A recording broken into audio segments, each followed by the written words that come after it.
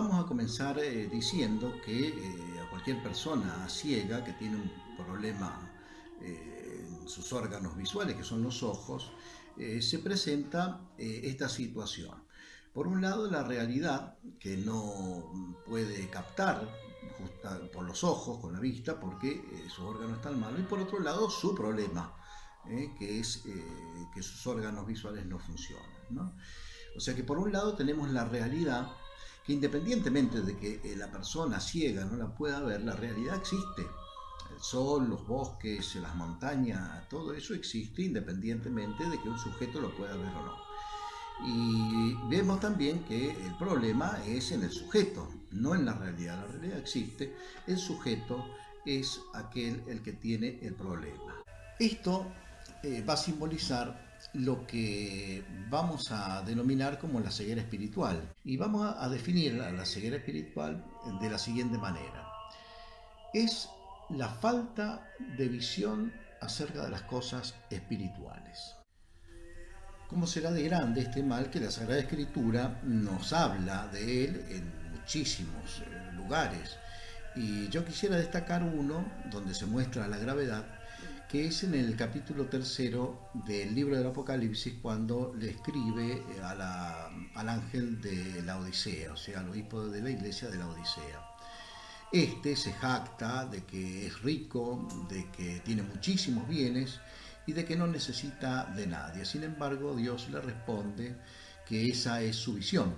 En realidad es un pobre, es un miserable, entre las cosas que le dice, es un ciego y está desnudo. Y ahí también le aconseja, en cuanto a lo que a nosotros nos interesa, un colirio y que lo consiga de manera urgente para que pueda ver. Porque la ceguera espiritual logra en nuestra alma básicamente dos cosas. Lo primero que hace la ceguera espiritual en nosotros es alejarnos de Dios. Porque claro, es algo que no lo vemos, entonces no nos interesa y lo alejamos de nuestra vida. Eh, el segundo mal, es que nos hace vivir en las tinieblas. ¿Eso qué significa?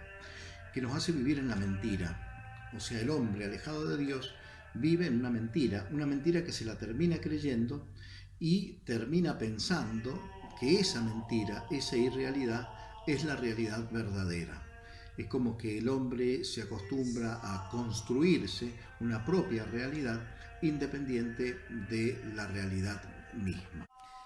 Cuando hablamos acerca de la causa de esta ceguera espiritual y leemos a Santo Tomás, él nos enseña que la causa de la ceguera espiritual está en el vicio capital de la lujuria. Pero claro, cuando uno ve cómo avanza ese vicio y las hijas de ese vicio, vamos a ver que claramente llega al odio a Dios. O sea que aquello que empieza de una manera carnal termina en algo espiritual. Por eso, si bien no vamos a decir que actúa como una causa, pero sí actúa como un motor, otro vicio, además de la lujuria. Y me refiero al pecado, al gran pecado, como dice la Escritura, que es la soberbia.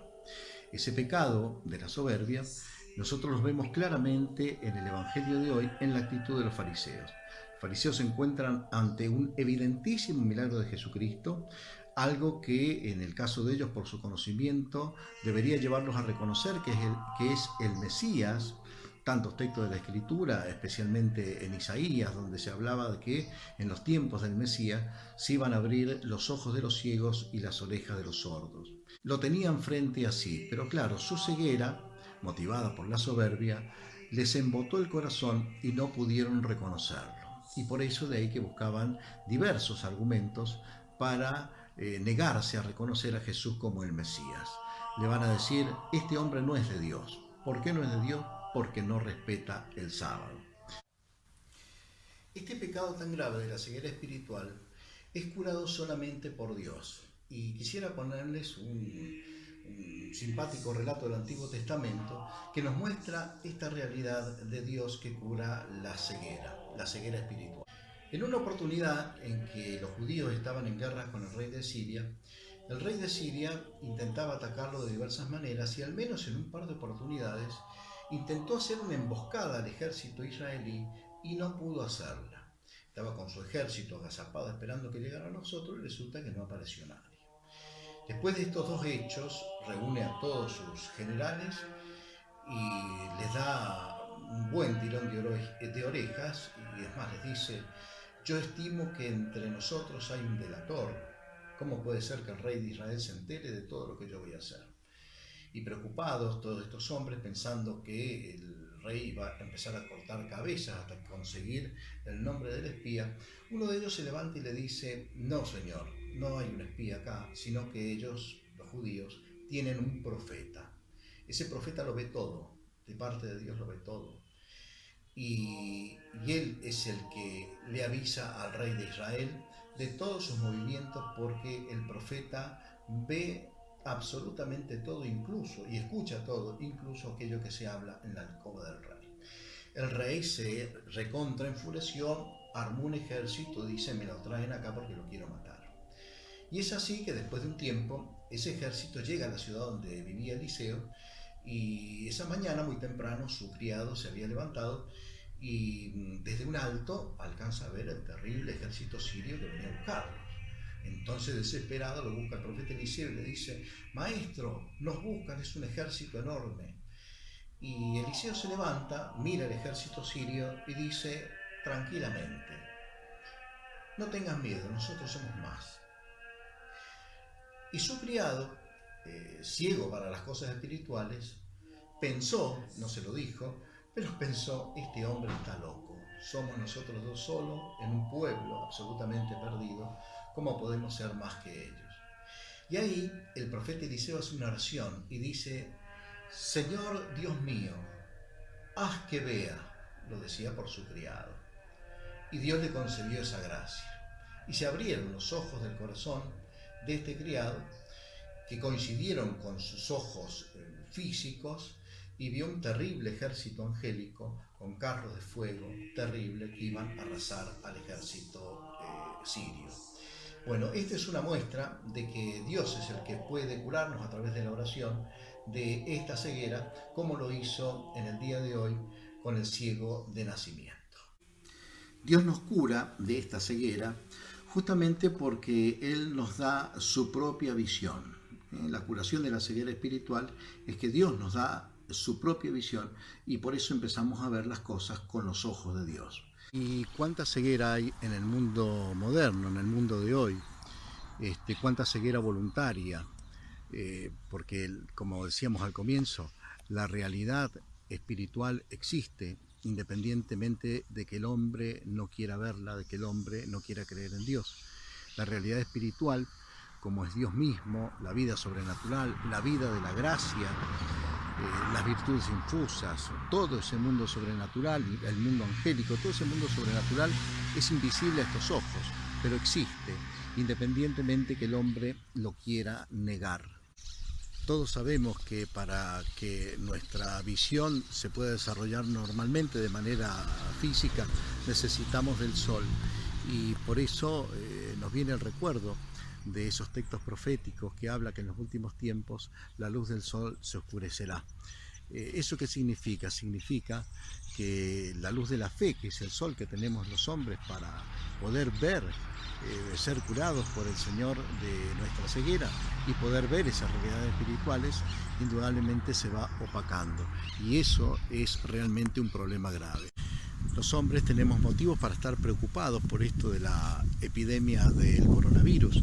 Es cierto, es un virus importante, es un virus que se propaga muy rápido, que puede dejar consecuencias importantes, no solamente en el individuo, sino en la sociedad. Pero, ¿qué decimos acerca de este otro virus que es la ceguera espiritual? ¿Nos preocupamos de eso? Y por eso en todas estas campañas que se están proponiendo en los gobiernos mundiales, uno ve claramente que le falta un elemento especial en esta lucha contra el mal. Estamos luchando solos, como el ciego del libro del Apocalipsis en la iglesia de la Odisea. Nos creemos que somos ricos, nos creemos que somos superiores, que nos bastamos a nosotros mismos. Pensamos que solamente con la ciencia, con la técnica vamos a solucionar este problema, y nos damos cuenta que hoy esas cosas nos han abandonado.